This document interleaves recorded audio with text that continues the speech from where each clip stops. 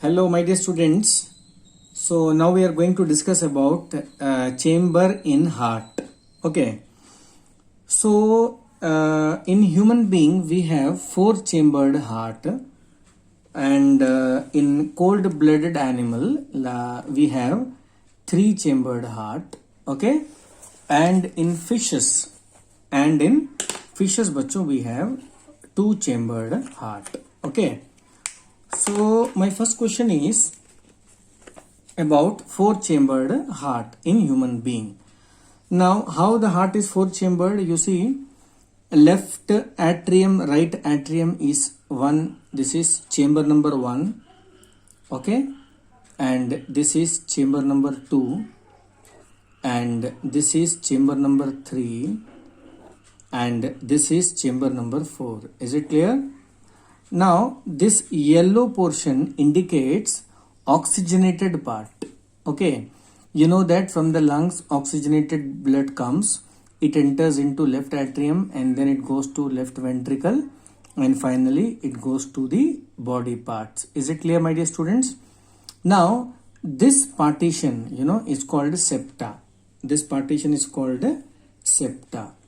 Now what is the function of septa, bachcho? Septa prevents the mixing of oxygenated and deoxygenated blood.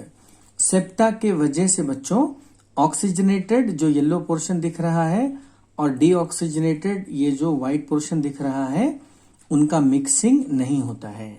ठीक है बच्चों. So when the mixing of oxygenated deoxygenated does not takes place, whatever blood goes to the body parts, all the blood will be oxygenated only.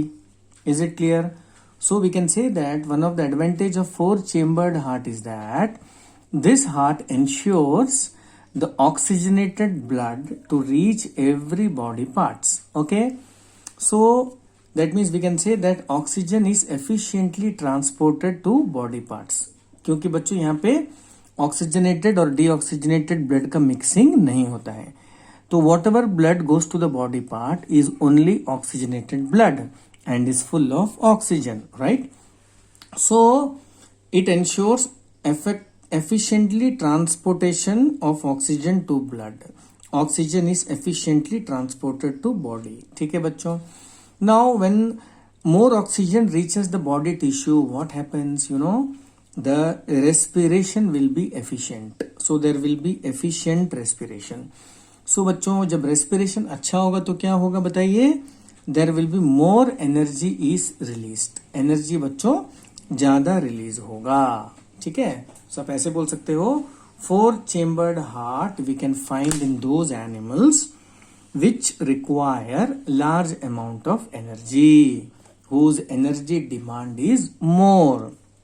जैसे human being है, animals है, dog है, cow है, तो ये सब में बच्चों एनर्जी डिमांड बॉडी का ज्यादा होता है. They need lot of energy. Okay, so four chamber heart is present in those animals whose energy requirement is more, whose energy demand is more, जिनको बहुत एनर्जी चाहिए जीने के लिए. Now you may be asking one question, क्यों sir ऐसे क्यों है? Why they need more energy? Now the question for this, now the answer for this question is that is, see carefully, there are two types of animal. One is warm blooded, another is cold blooded. और एक कौन है बच्चों? Cold blooded. Have you heard about this warm blooded and cold blooded? See, in warm blooded the body temperature does not depends upon the surrounding.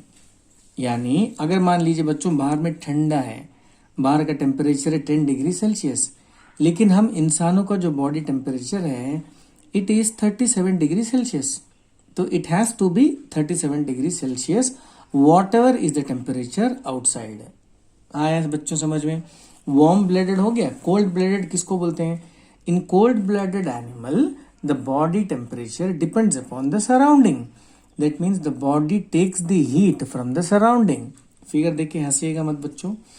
If outside temperature is 10, then the body temperature will be 10. If outside it is 35, the body temperature will also be 35.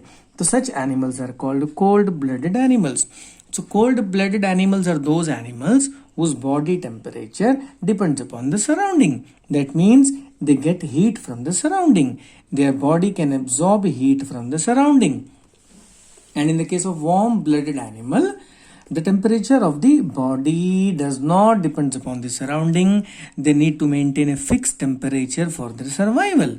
So if its outside temperature is 10 degrees Celsius, they need to maintain 37 degrees Celsius. If outside it is 0 degree Celsius, मान लीजिए आपने इंसान को fridge के अंदर बंद कर दिया है 3-4 मिनट के लिए. Then inside the fridge temperature may be 0 degree Celsius, but the body needs to maintain 37 degree Celsius. Correct? Now don't you feel, now to maintain this body temperature, the body need lot of energy? क्योंकि body को energy बाहर से नहीं मिलता है बच्चों, body को energy उसके अंदर से ही निकालना पड़ता है. Okay, so that means to maintain temperature of the body the organism need to have more energy, and for more energy they need to perform more respiration, है ना बच्चों. And for more respiration oxygen supply should be more, and 4-chamber heart ensures that more oxygen must reach the body tissue, which results in more respiration, which results in the production of more energy.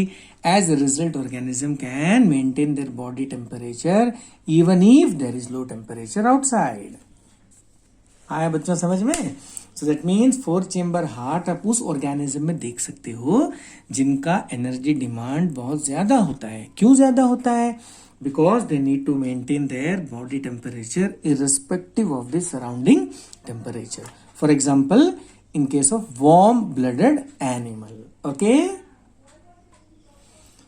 Now in the case of cold-blooded animal बच्चों आप 3-chamber heart देख सकते हो. What is 3-chamber heart? देखिए, this is atrium.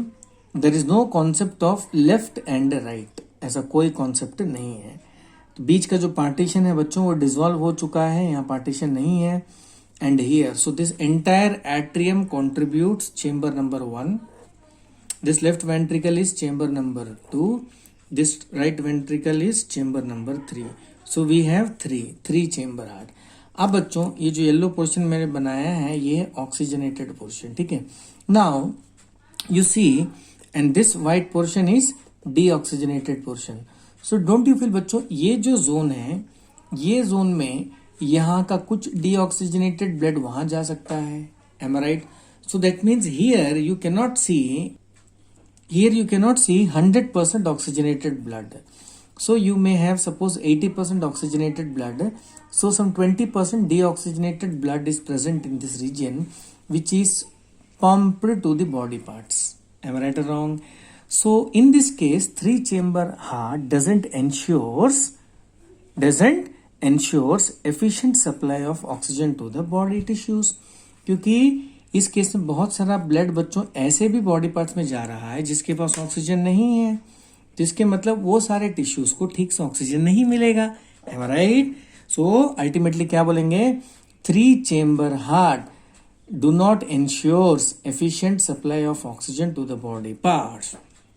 और जब oxygen ठीक से बॉडी पार्ट्स में नहीं पहुंचेगा बच्चों तो रेस्पिरेशन कम होगा, और रेस्पिरेशन कम होगा तो एनर्जी भी कम रिलीज होगा. तो इसका मतलब 3-chamber हार्ट अगर किसी ऑर्गेनिज्म के पास में है तो ये समझना कि उनके बॉडी में एनर्जी कम रिलीज होगा. ओके, इसके वजह से बेचारे ऑर्गेनिज्म अपना बॉडी टेम्परेचर को मेंटेन नहीं कर पा रहे हैं. So they are getting energy from outside. Is it clear? So their body temperature depends upon the surrounding temperature. Is it clear? So what did you understand, my dear students? So in the case of 3-chambered heart, some mixing of oxygenated and deoxygenated blood takes place at the atrium. As a result, the heart is pumping some deoxygenated blood also to the body parts, which is of no use. And since oxygen is not efficiently transported, the amount of respiration will be comparatively lower. है ना बच्चों? तो respiration जब कम होगा, जब R कम होगा तो energy release भी कम होगा, है ना.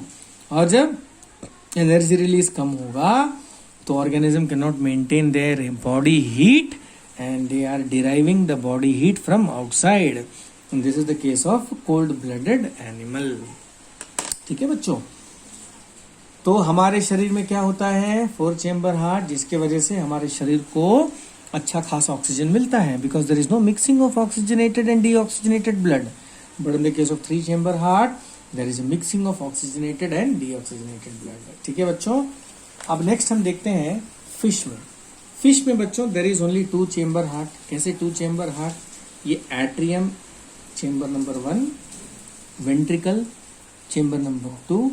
As usual, I am telling many times, this atrium is the receiving area of the heart. Reception, hotel का रिसेप्शन होता है, receiving area. और वेंट्रिकल को बोलेंगे बच्चों pumping area. Pumping area, am I right or wrong? तो pumping area में बच्चों थोड़ा सा बड़ा होता है, and this part is more muscular. Am I right? याद रखिए वेंट्रिकल हमेशा ज्यादा मस्कुलर होता है, because the real pumping element of heart is ventricle, not the atrium. So from this heart the blood goes to the body parts. तो ये पूरा बच्चों ऑक्सीजनेटेड ब्लड होगा, सही ना। बॉडी पार्ट से निकला डीऑक्सीजनेटेड ब्लड होगा, सही है ना। So this blood has still more pressure, so it doesn't goes to the heart, it directly goes to the lungs बच्चों। तो लंग से निकलने के बाद it is again it has become oxygenated blood, है ना बच्चों। फिर ये ऑक्सीजनेटेड ब्लड बच्चों चला जाता है एट्रियम में, ऑक्सीजनेटेड ब्लड। तो ये ऑक्सीजनेटेड ब्लड, ये है ऑक्सीजनेटेड ब्लड। तो बच्चों देखिए मैं येलो कलर मार्क करता हूँ ऑक्सीजनेटेड ब्लड का। तो लंग से निकला oxygenated, oxygenated, oxygenated, oxygenated, oxygenated, oxygenated, oxygenated, oxygenated, ये सब ऑक्सीजनेटेड ब्लड है। जैसे बॉडी में गया ये बन गया डीऑक्सीजनेटेड, डीऑक्सीजनेटेड, लंग्स में जाके फिर oxygenated. So this is 2 chamber heart बच्चों, जिसमें we have 1 receiving area called atrium, pumping area called ventricle. That's all, no complication.